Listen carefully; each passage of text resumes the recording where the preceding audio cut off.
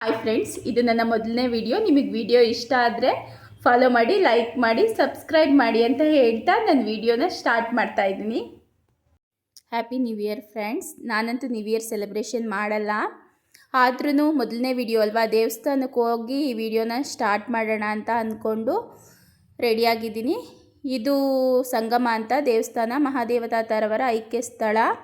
ಬ್ರಹ್ಮಪುರಿ ಸಂಗಮ ಅಂತಲೂ ಈ ಜಾಗಕ್ಕೆ ಹೇಳ್ತಾರೆ.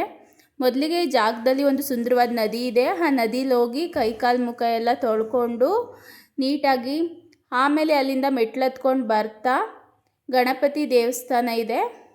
ಹಾಗೆ ಆ ಗಣಪತಿ ದೇವಸ್ಥಾನಕ್ಕೆ ಹೋಗಿ ನಮ್ಮ ಡಾರ್ಲಿಂಗ್ ಒಂದು ನಮಸ್ಕಾರ ಹಾಕಿ ಆಮೇಲೆ ಅಲ್ಲಿಂದ ಹಾಗೆ ಮುಂದೆ ಹೋದರೆ ದೇವಸ್ಥಾನ ಸಿಗುತ್ತೆ.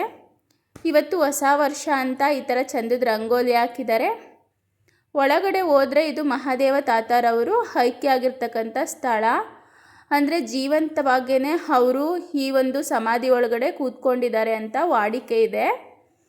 ತುಂಬಾ ಪೀಸ್ಫುಲ್ ಆಗಿರ್ತಕ್ಕಂಥ ವಾತಾವರಣ. ನನಗಂತೂ ಸಖತ್ ಇಷ್ಟ ಆಯಿತು, ಮನಸ್ಸಿಗೆ ತುಂಬ ಸಮಾಧಾನ ಆಯಿತು.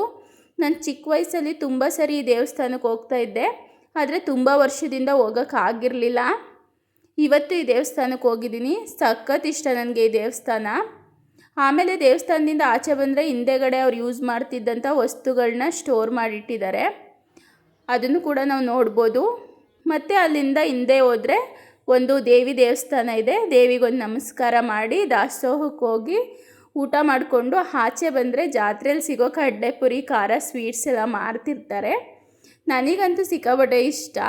ನಾನು ತಗೊಂಡು ಹಾಗೆ ಅಲ್ಲಿಂದ ಮನೆಗೆ ಹೊರಟೆ. ಇದು ನನ್ನ ಇವತ್ತಿನ ವಿಡಿಯೋ.